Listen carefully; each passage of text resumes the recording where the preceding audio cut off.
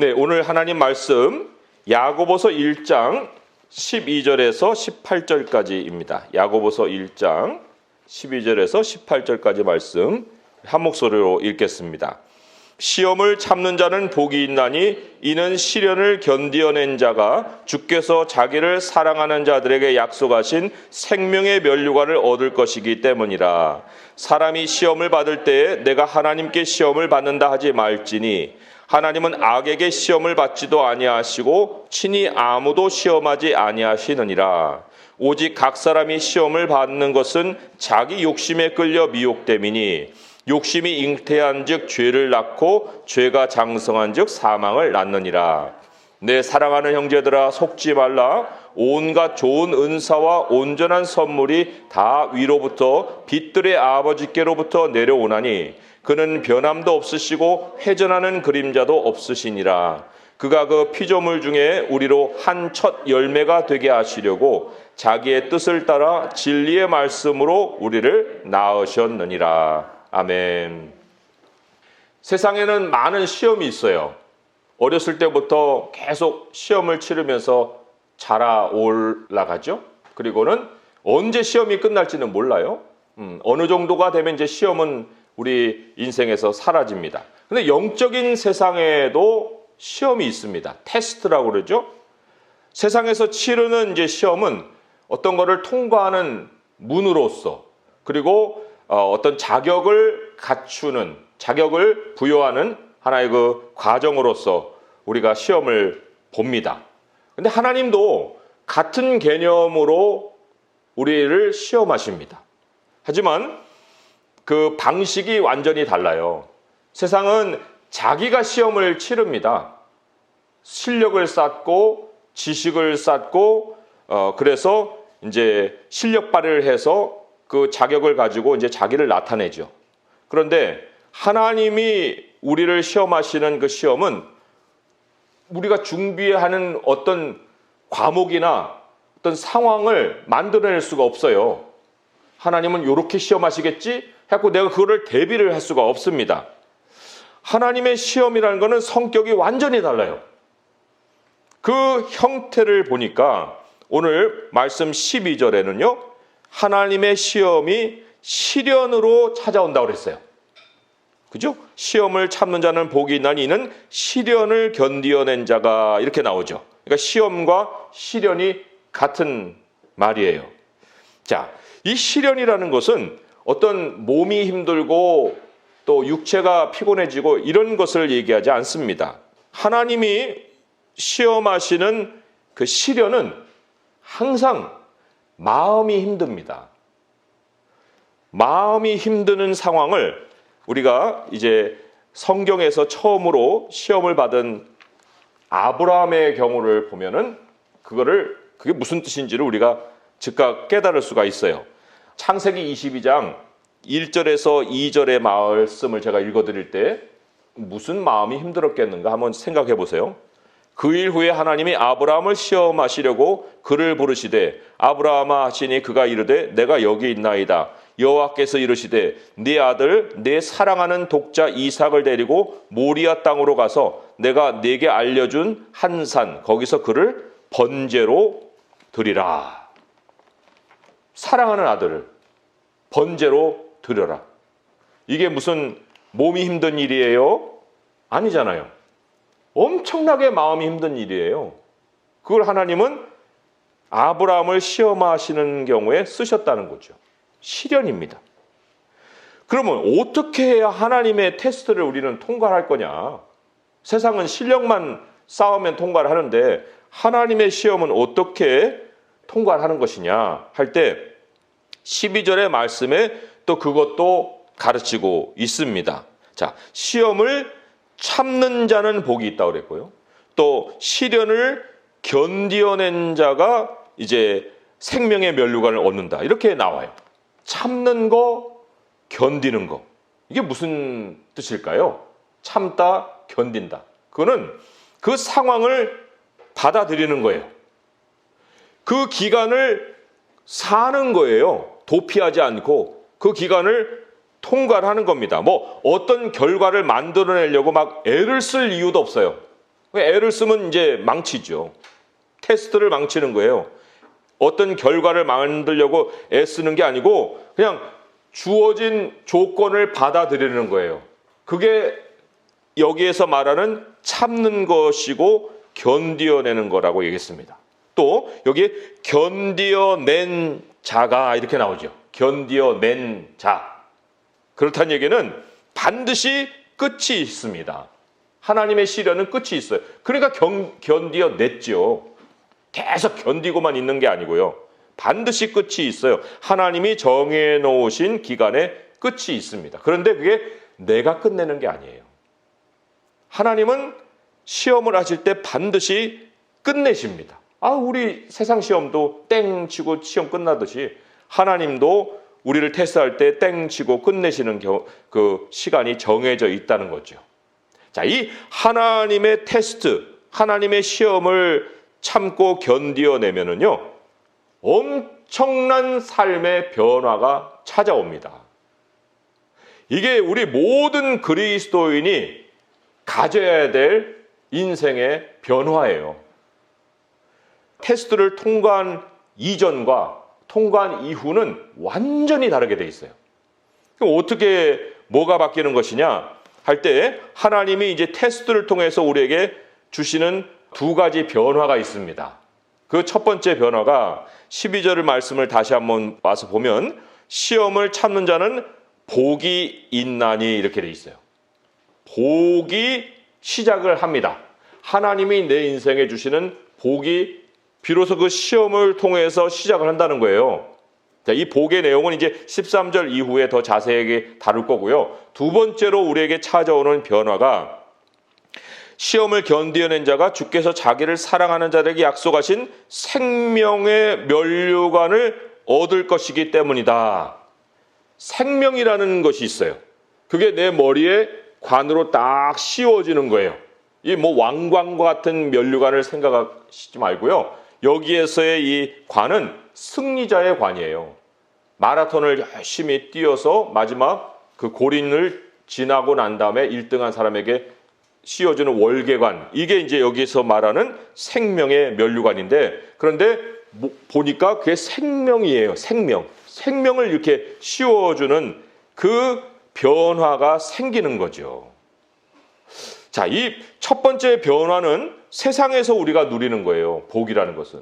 자, 두 번째 변화는 하나님 나라에 가서 하나님 앞에서 우리가 이제 확인하고 받게 되는 건데, 이 두 번째 변화가 찾아온다는 사실 자체가 시험을 견뎌낸 이후에는 이 사람에게는 변절이 없습니다. 하나님을 떠나는 일이 없습니다. 아니, 하나님을 떠나게 되면 무슨 생명의 관을 얻어요. 그런데 시험을 참는 자, 견뎌낸 자에게는 마지막까지 하나님 인도해 가시고 마지막에 생명이라는 관을 머리에 쓰는 거예요. 자, 여기에 대한 설명도 이제 조금은 더 자세하게 할 텐데, 자, 먼저 찾아오는 변화가 복이라고 그랬습니다. 13절 이하가 이제 하나님이 우리에게 일으키시는 첫 번째 변화, 바로 복이 시작되는 것에 대한 아주 의미를 자세하게 이제 풀어주고 있어요. 자, 하나님이 그 시험을 통과한 자에게 복을 주시는 것이 얼마나 실제적이고 또 현실적인지 이게 확인이 돼요. 너무나 하나님은 하나님이 살아계신 하나님이라는 걸 우리에게 피부로 느끼게 해 주신다는 거죠. 자, 이 테스트가 자주 찾아올까요? 이 테스트가 오늘 있다가 또 1년 후에도 또 나를 테스트하시고 또 2년 후에 또 테스트하시고 그렇게 자주 찾아오는 것일까요? 그렇지 않아요. 아니, 그런다고 하면은 생명의 면류관을 주신다고 하는데 또 다른 테스트에서 내가 실패해버리면 야, 생명의 면류관? 그건 이제 취소됐어. 이거 다시 통과해야 돼. 이렇게 되잖아요. 그러나 하나님이 말씀하시는 시험을 통과하는 사람은 생명의 면류관을 얻는다니까요. 그거는 바뀌지 않아요. 그러면 이 테스트가 자꾸 찾아오게 되면 그게 테스트에 따라서 내 구원이 달라지고 취소될 수도 있고 이렇잖아요. 사실 이 테스트라는 역할은 우리의 구원을 주고 안 주고의 상관이 있는 것이 아닙니다. 이 테스트의 역할은 하나님은 우리를 말씀으로 나오셨거든요. 근데 말씀을 마음의 씨앗으로 먼저 뿌리십니다. 우리는 말씀이 씨앗으로 뿌려진 거를 잘 모를 수도 있어요. 근데 하나님은 계속해서 우리에게 말씀을 뿌려서 이제 그 말씀이 자랄 수 있게 만들어 주시죠. 말씀이 있어야 믿음이 있잖아요.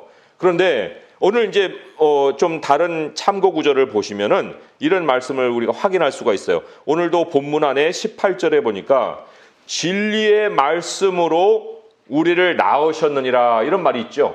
말씀이 먼저 시작을 하는 거예요. 우리 마음에. 또 21절에 보시면 그러므로 모든 더러운 것과 넘치는 악을 내버리고 너희 영혼을 능히 구원할 바 마음에 심어진 말씀 그걸 온유함으로 받아라 이런 말이 있죠. 마음에 심어진 말씀. 내가 심은 게 아니에요. 하나님이 심어 놓으신 거예요. 그런데 우리한테 이제 막 잡다한 게 많아요. 더러운 것도 있고 넘치는 악도 있고 마음도 온유하지도 못하고 그러니까 그 마음에 심어진 말씀이 작동을 못해요. 그런데 하나님의 시험, 이 시험이 우리에게 찾아와서 그 시험을 통과하는 순간 하나님이 심어놓으신 그 말씀이 땅을 헤치고 나옵니다. 그 말씀의 씨앗이 싹으로 바뀝니다. 싹으로 바뀐 이유는 다시 땅으로 못 들어가요. 씨는 형태가 바뀌어 있어요. 말씀이 자라서 싹으로 모양을 내기 시작을 했다는 거예요. 그리고 이제 나무로 자라고 열매를 맺는 이 일이 이제 남는 거죠. 그래서 요한복음에 예수님이 그런 말씀하셨잖아요. 씨앗을 심었을 때 내가 진실로 진실로 너희에게 이르노니 한 알의 밀이 땅에 떨어져 죽지 아니하면 한 알 그대로 있고 죽으면 많은 열매를 맺느니라. 그 시련이 우리를 어떻게 변화시키는가? 내가 그냥 하나님의 말씀을 계속 곳간에다가 씨앗으로만 쌓고 있어요. 말씀이. 그냥 말씀 많다 이렇게 생각하지만 그게 자라질 않은 거예요. 그런데 그 시련을 통과하는 순간부터 그 말씀이 뿌려진 대로 다 자라게 돼 있습니다. 싹을 내게 돼 있는 거예요. 얼마나 이게 엄청난 전환점을 가져오는 기회인지 몰라요. 그런데 하나님은요, 말씀이 그 사람에게 이제 뿌려놓으신, 하나님이 심어놓으신 말씀이 언제 자랄 수 있는지 가장 적합한 시기를 아십니다. 그 적기를 아시는 거예요, 하나님께서. 그리고는 한 번의 테스트로 전환점을 만드십니다. 그게 하나님의 능력이에요. 자, 아브라함이 평생에 몇 번 시험 받았어요? 성경을 많이 읽으셨으니까 아실 거 아니에요. 아브라함이 몇 번 시험 받았어요? 아브라함 한 번 시험 받았습니다. 아까 읽은 말씀이에요. 이삭을 번제로 드려라. 그러면 우리는 아브라함의 자손인데 아브라함 한 번 시험 받았는데 우리는 두 번, 세 번 받아요? 그런 일이 어디 있어요? 아브라함의 자손이면 아브라함을 따라가는 거예요. 그러니까 하나님이 우리를 시험하신 것도 한 번입니다. 그러면 이제 우리에게 좀 생각이 돌아가는 거예요. 아니 그런데 어려움이 한 번 찾아오는 것으로 끝나지 않고 왜 내 삶에는 계속 어려움이 있는 거야? 시련이 왜 계속되는 거지? 하나님이 나를 계속 테스트하는 거 아니겠어요? 이렇게 이제 내 스스로도 의심을 갖게 되고 질문을 던질 수도 있겠죠. 그런데 그런 어려움은 사실 하나님의 테스트가 아니에요. 왜냐? 오늘 말씀에도 급이 달라요. 13절의 말씀을 한번 같이 읽어보겠습니다. 시작. 사람이 시험을 받을 때 내가 하나님께 시험을 받는다 하지 말지니, 거기까지입니다. 내가 하나님께 시험을 받는다 하지 말지니. 아니, 하나님의 테스트는 너무나도 엄청난 전환점을 가져오는 급수가 일생일대 한 번 있는 그런 시험인데 어디다 대고 거기다가 대고 내가 어려움을 겪는 데마다 하나님께 시험 받는다고 얘기를 한다는 거예요. 급수가 아니라니까요. 그런 시험은 내가 만드는 시험이에요. 내가 끌어오는. 그러니까 여기에서의 이 13절의 시험은 말 그대로 유혹이에요. 유혹. 템테이션. 테스트가 아닙니다. 이 14절에 그렇게 나오잖아요. 오직 각 사람이 시험을 받는 것은 자기 욕심에 끌려 미혹됨이니. 미혹받아 놓고 하나님께 시험을 받는다? 그러니까 그렇게 말하지 말라고 하잖아요. 사람이 시험 받을 때 내가 하나님께 시험을 받는다 하지 말라고. 원인이 하나님께 없고 자기 욕심에 있는데 어디다 대고 하나님께 시험 받는다고 얘기를 한다는 거예요. 그러니까 이때의 욕심이 뭐냐? 이게 이제 영어로는 desire예요. desire. 욕심. 욕심의 속성을 알게 되면 내가 미혹을 받고 있는지 하나님의 시험 속에 지금 처해 있는지를 압니다. 그 욕심의 속성이 뭐냐면요. 견디지 못해요. 욕심은 당장 해야 되는 거를 바라는 거예요. 그 voice fishing이라고 하죠. voice fishing. 그 fishing이라는 말이 PH로 시작을 해요.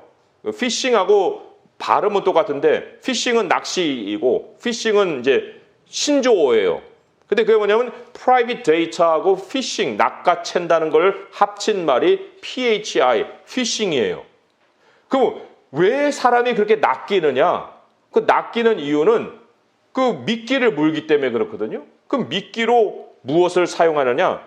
당장에 얻을 수 있는 거. 마음을 조급하게 만들어 버려요. 그럼 그걸 물어서 이제 자기 것으로 만들려고 하는 거죠. 여기 욕심에 끌린다 그러죠. 욕심에 끌려 미혹이 된다.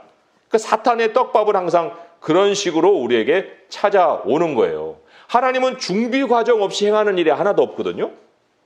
근데 준비되는 것도 아무것도 없는데 그게 딱 눈앞에 있어요.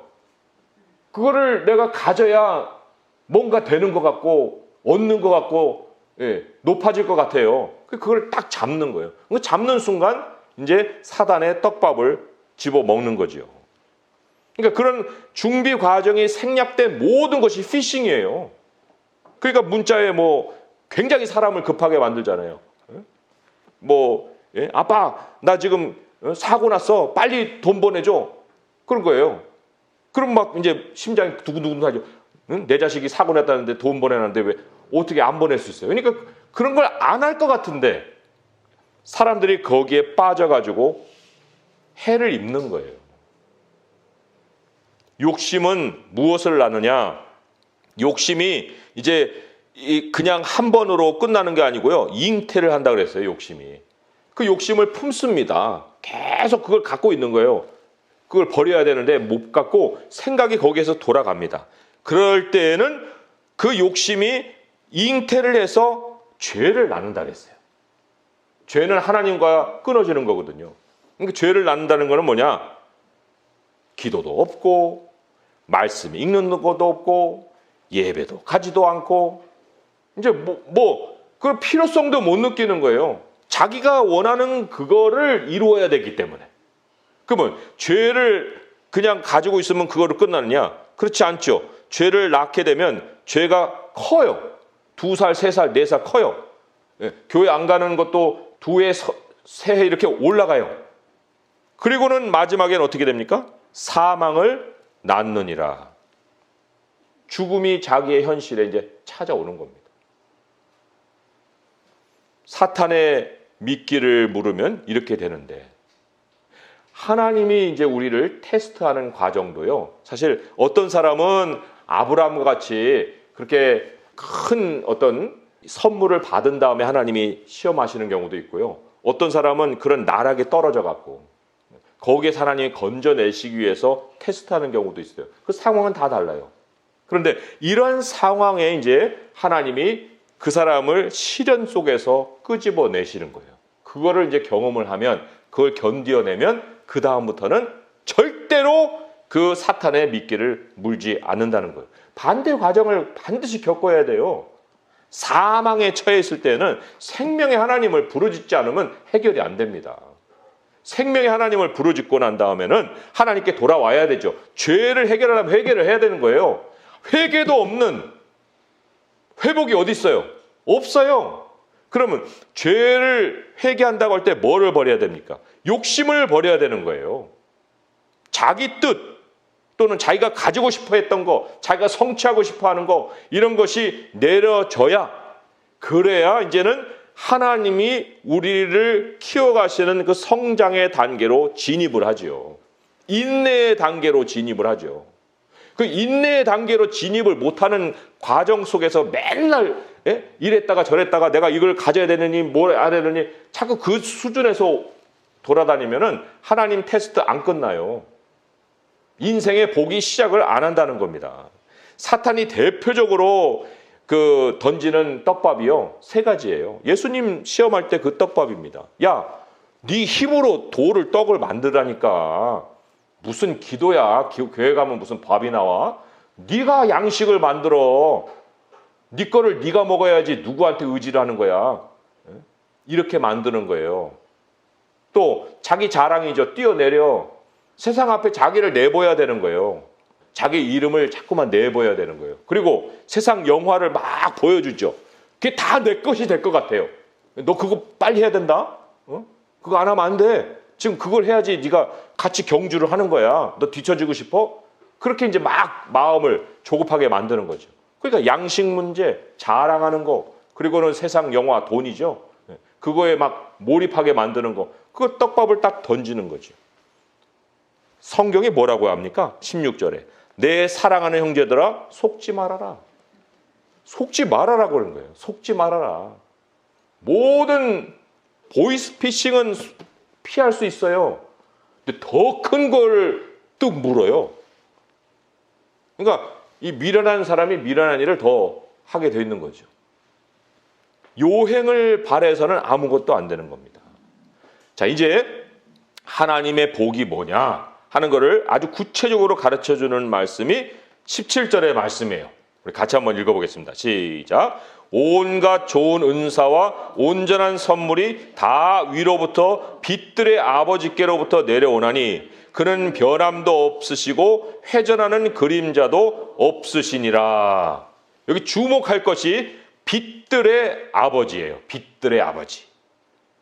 많은 하나님에 대한 표현을 놔두고 왜 이런 표현을 썼을까요? 빛들의 아버지.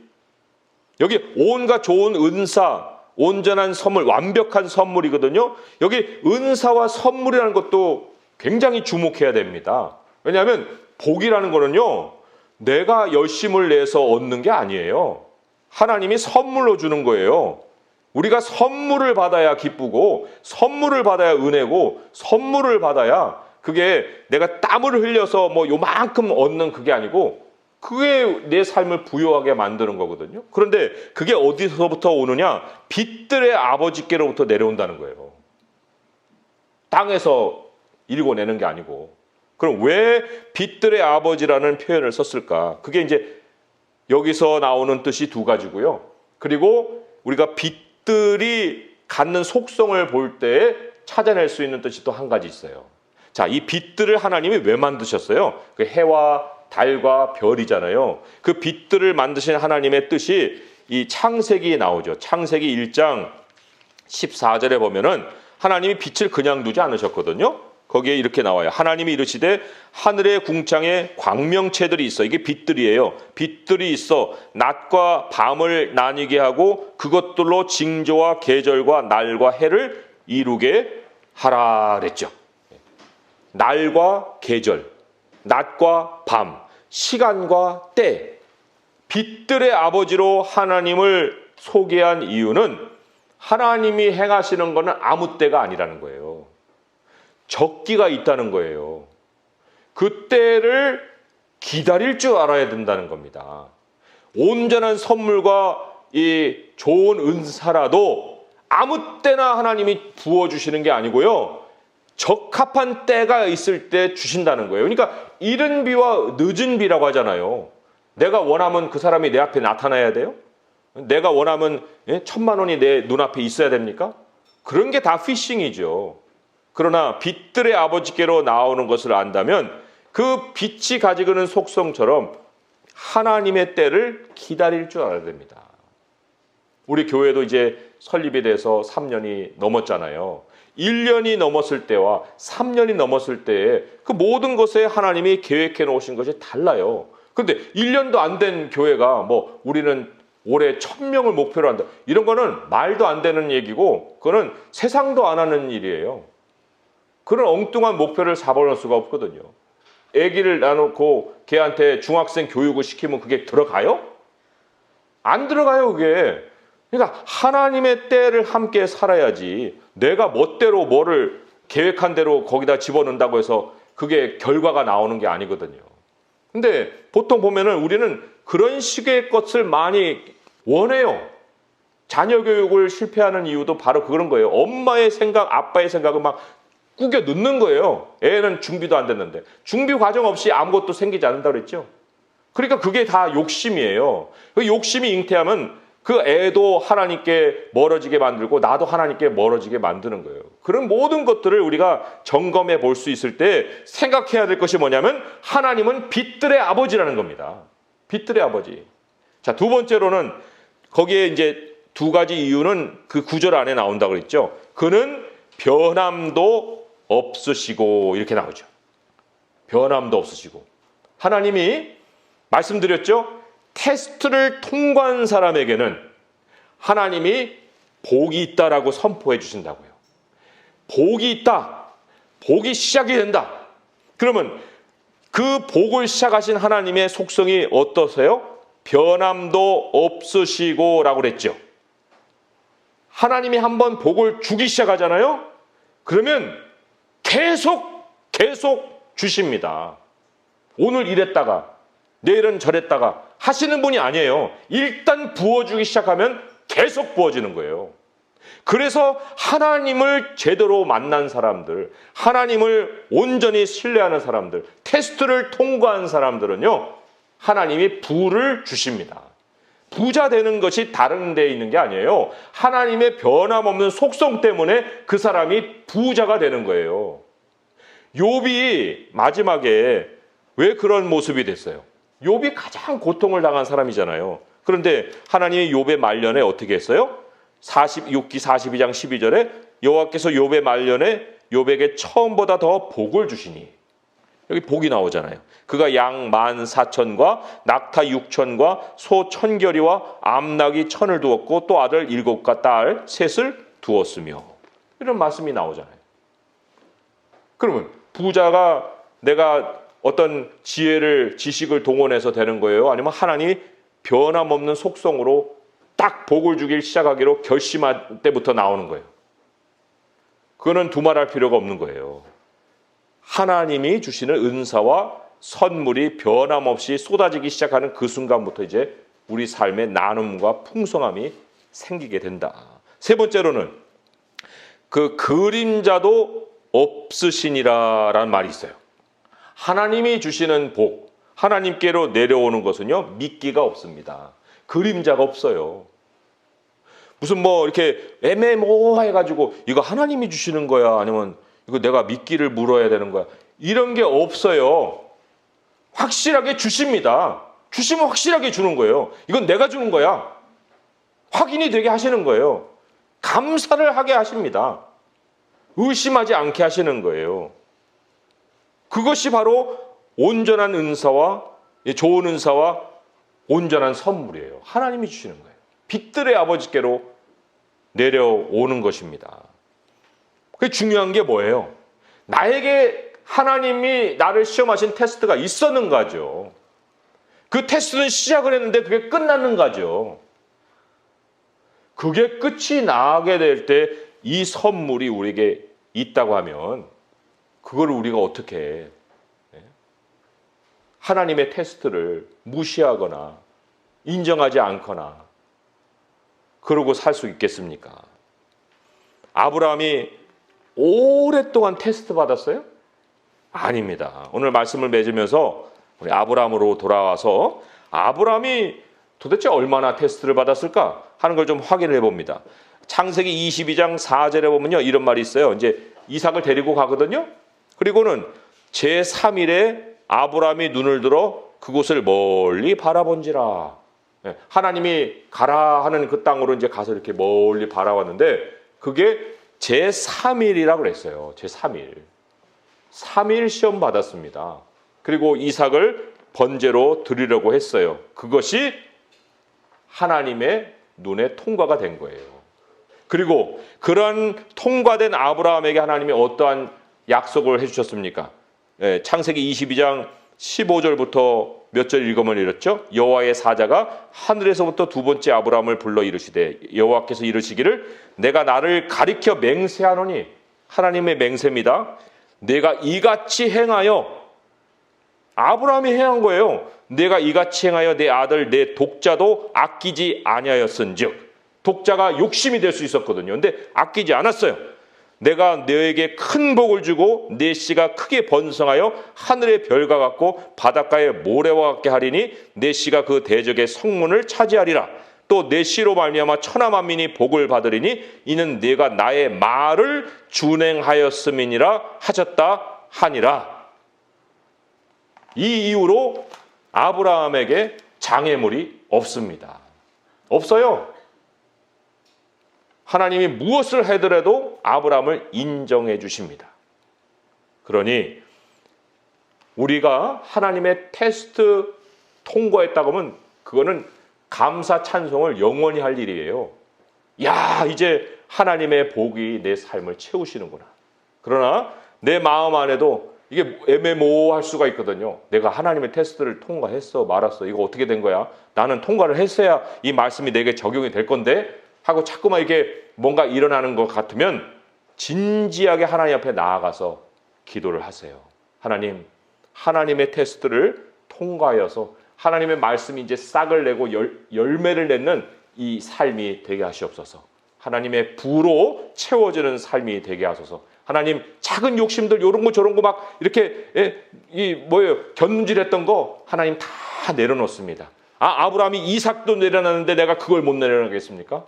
아버지, 이 3일의 테스트를 통과한 아브라함에게 임한 복이 나에게도 임하게 하소서. 그래서 이 땅에도 부유하게 살고 생명의 면류관, 하나님이 하늘에서 씌워주시는 생명의 승리자의 관을 얻을 수 있게 하여 주옵소서. 이 삶의 결심으로 오늘 주님을 만날 수 있는 성도 될 수 있기를 주님의 이름으로 축원드립니다. 기도하겠습니다. 하나님 아버지, 온갖 좋은 선물과 또 온전한 선물이 다 위로부터 빛들의 아버지께로부터 내려온다 했습니다. 아버지여, 우리가 인생을 계수할 때 얼마나 조급한지 모릅니다. 그러나 하나님, 우리 하나님의 때가 있고 시기가 있습니다. 주님은 변함없이 한 번 부어주시면 복을 끝날까지 부어주십니다. 주님께는 그림자가 없습니다. 모든 것은 확실하게 우리의 손에 쥐어주십니다. 아버지여, 우리가 이제는 욕심에 이끌리는 일 없게 하시고 사탄의 미끼를 물지 않게 하시고 양식이나 자랑이나 그러한 세상 영화에 마음을 두지 않게 하시고 오직 진실하신 주의 약속의 말씀을 믿고 나갈 수 있게 하여 주시옵소서. 하나님, 저희들을 일으켜 주옵소서. 주님의 시험을 통과하여서 이후의 모든 삶을 하나님의 복으로 살아갈 수 있게 하여 주시옵소서. 우리 주 예수 그리스도의 이름으로 감사하며 기도합니다. 아멘.